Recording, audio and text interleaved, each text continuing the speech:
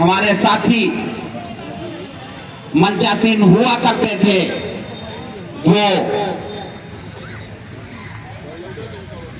परसों के दिन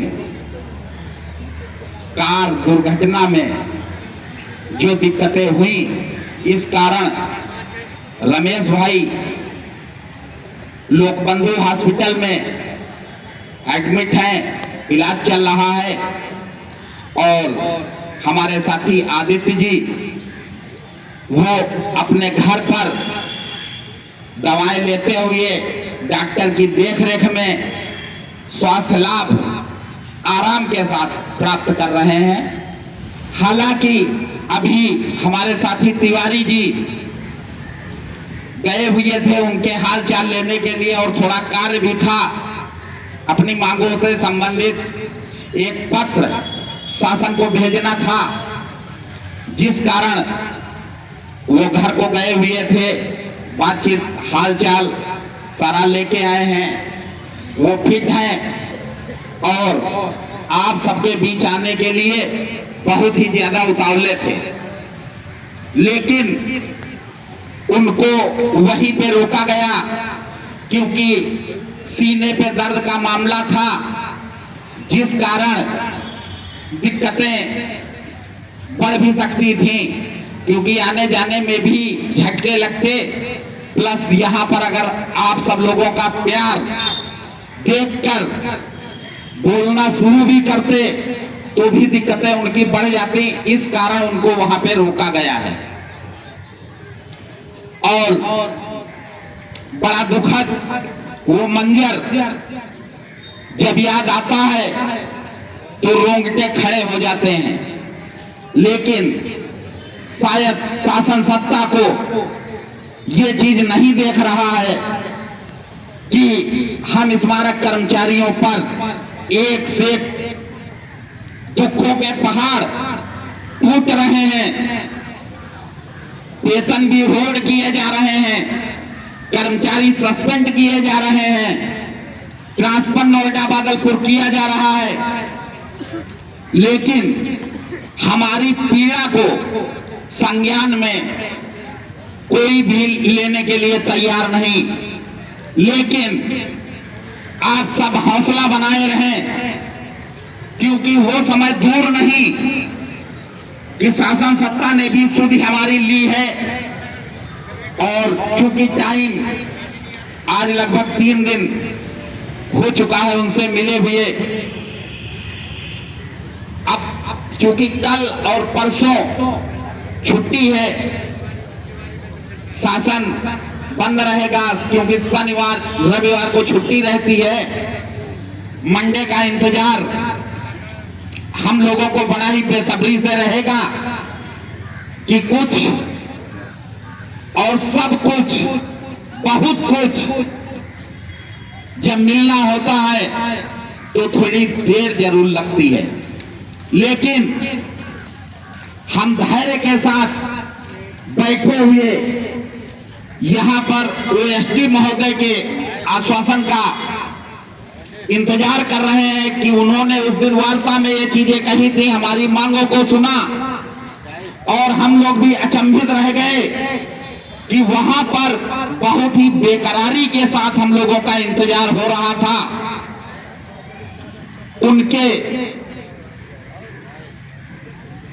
कर्मचारी बार बार भेजते थे वेटिंग रूम में कि देख के आओ क्या स्मारक समिति से कोई आया है या नहीं आया है। जब हम लोग वहां पे पहुंचे तो हम लोगों को हाथों हाथ ले लिया गया और तुरंत पैनल के सामने हम लोग पेश हुए, वहां पर सारी वार्ता हुई।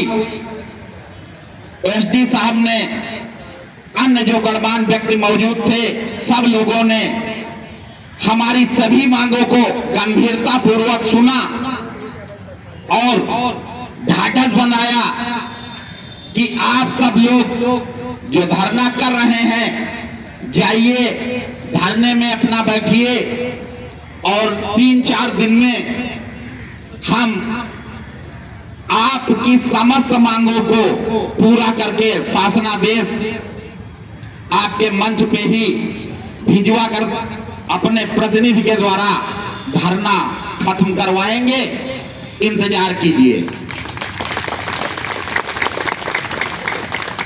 सुन के प्रसन्नता भी हुई, जिसका कि बाद में यहाँ पर जब आंखों देखा दृश्य और हाल आप सभी को सुनाया गया तो यहाँ पर जयकारे भी लगने लगे। उस समय भी हम मंच पे बैठे हुए ये चीज कह रहे थे, जयकारे अभी आवश्यकता नहीं है, क्योंकि पहले हमारे जब शासनादेश यहाँ पर आ जाएं तब हम केवल जयकारा लगाएंगे, पहले नहीं। क्योंकि शासन सत्ता ने जो वादा किया है वो चूंकि 14 हमारे जो सचिव हैं उनके द्वारा जब मीटिंग होगी उसके बाद कोई भी निर्णय लेंगे। हो सकता है 14 के 14 जो हमारे प्रमुख सचिव हैं वो एक साथ इन चंद दिनों में हो सकता है उपस्थित ना हो पाए, क्योंकि कोई मजबूरी भी हो सकती है। तो ये मान के चलें लगभग एक हफ्ता वो भी मंडे को पूरा हो जाएगा। तब तक हम लोग धैर्य के साथ उस आश्वासन का इंतजार करते हैं कि हम लोगों के बीच जब शासनादेश आएगा तभी हम लोग यहाँ पर खुशियां मनाएंगे और जयकारे लगाएंगे। साथियों, हम सब उस क्षण और उस दिन का बड़ी बेसब्री से इंतजार कर रहे हैं।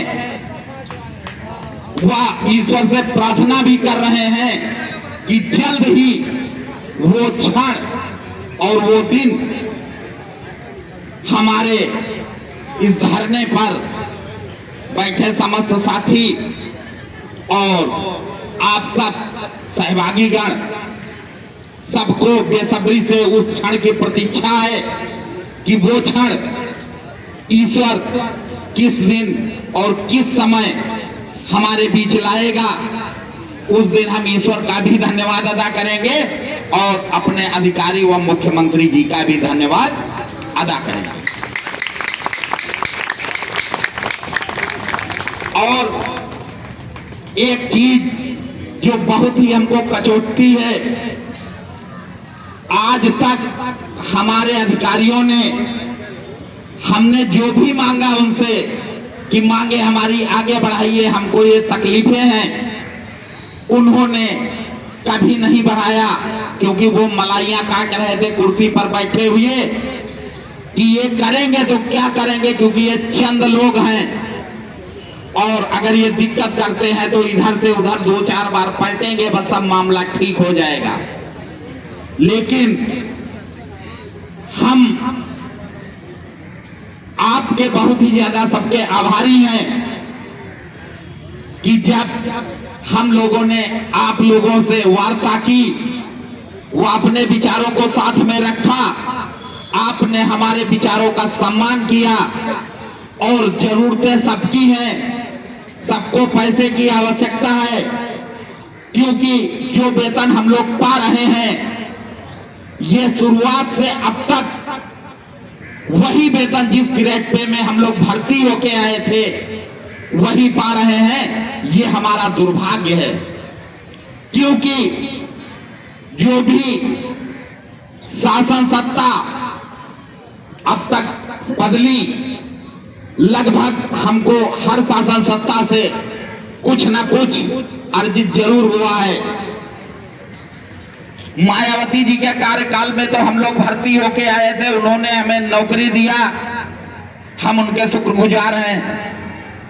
अखिलेश गवर्नमेंट ने हमको डीए और इंक्रीमेंट का तोहफा दिया, उनके भी हम शुक्रगुजार हैं। उम्मीद करते हैं बीजेपी सरकार से, माननीय मुख्यमंत्री उत्तर प्रदेश शासन से, कि आप हमारी जल्दी से जल्दी सुधि लें और हम लोगों को हमारे सारे लाभ दिलाएं, क्योंकि आपका जो विशेष नारा है कि सबका साथ और सबका विकास, तो उस कड़ी में हमको भी जोड़िए, क्योंकि हम भी वंचित हैं अपने अधिकारों और हकों से, वो हमको मिले। और इस बार उम्मीद है आपसे कि हमको सारे अधिकार हमारे दे दीजिए, ताकि हमको भविष्य में और किसी से कुछ भी मांगना ना पड़े। यही उम्मीद आपसे हम करते हैं।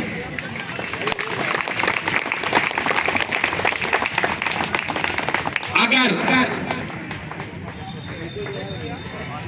आप हमारी जल्दी से जल्दी सुधी लें, और जबकि उम्मीद है, क्योंकि हमको कुछ आपको देना ही नहीं है, सारा पैसा आपने बजट के रूप में हमको दे रखा है, उसमें बढ़ाना घटाना कुछ है नहीं, क्योंकि वही पैसा लगभग पर्याप्त है हमारे लिए। क्योंकि हमारा पुनरीक्षित वेतन मई एरियर 7 पे सारा का सारा पैसा आपने बजट के रूप में हमको दे रखा है। अब की भी आपने वही कार्य किया, क्योंकि सराहनीय है, उसकी हम प्रशंसा करते हैं। बस अगर दुख है तो इतना कि आपने बजट तो दिया है, लेकिन वो आदेश नहीं दिए कि जिससे वो पैसा खर्च हो सके। हो सकता है आप उस समय संज्ञानित ना रहे हो। आज तक उच्च अधिकारियों ने हमारे आपको अंधेरे में रखा, लेकिन अब उम्मीद आपसे लगी हुई है कि अब तो हम लोगों ने सारा का सारा अपनी समस्याएं व अधिकारियों के काले चिट्ठे आप तक पहुंचा दिए हैं। उसमें हम सफल रहे, आपने हमारी सुध ली, जिसके भी हम आपके शुक्रगुजार हैं। लेकिन हमारी मांगे तत्काल में पूरी करें। ये अधिकारी अपने नैतिक दायित्वों का इस्तेमाल नहीं कर रहे हैं, जिस कारण हम लोगों की परेशानियां बढ़ी हुई हैं। वरना आपके द्वारा कोई कमी नहीं रखी गई है, क्योंकि अधिकारियों को जब हमारा शोषण करना होता है, तब इनके पास एक से एक आदेश आते हैं, और एक से एक आदेश नए नए, जाने किस सन के हम पैदा भी नहीं हुए होंगे, उस सन के ये आदेश उठा के दिखा देते हैं। क्योंकि अभी जब सस्पेंड किया है तो उसमें ऐसी ऐसी धाराएं बता दी कि हम चक्कर काटने लगे कि आखिर ये आप कहां से ढूंढ लाए हैं। उसके लिए आपके द्वारा राज्य सरकार कर्मचारियों पर जो शासनादेश फॉलो होते हैं हमारे शोषण के लिए, उन सारे आदेशों का पालन बखूबी करना आपको आता है, तो किसी से इजाजत की जरूरत नहीं। लेकिन यदि हमारे हितों का मामला आता है और हमारे सारे आदेश सुरक्षित, क्योंकि वो सारे हमारे हित में हैं, हमारी नियमावली भी कहती है और बोर्ड बैठकों के द्वारा भी जो निर्णय लिए गए वो सारे के सारे हमारे हित में हैं। उस स्थिति में हमारे अधिकारी, उनकी सोच ये हो जाती है कि अगर ये ज्यादा पैसा पाने लगेंगे तो जो हमारी काली कमाई है वो आनी बंद हो जाएगी। क्योंकि इनकी एक सोच, जिससे कि शायद बहुत कम लोग वाकिफ होंगे, कि इनकी सबसे गंदी सोच इस चीज की है कि अभी आप वेतन कम पाते हैं, इतने में आपका गुजारा यहाँ पे नहीं हो सकता है। इसलिए कुछ व्यक्ति जिनमें जज्बा है कि मैं लखनऊ में रहूंगा और अपना काम करते हुए अपने बच्चों को पढ़ाऊंगा, हमारी फैमिली लखनऊ में रहेगी तो हमारे बच्चों का भविष्य बनेगा।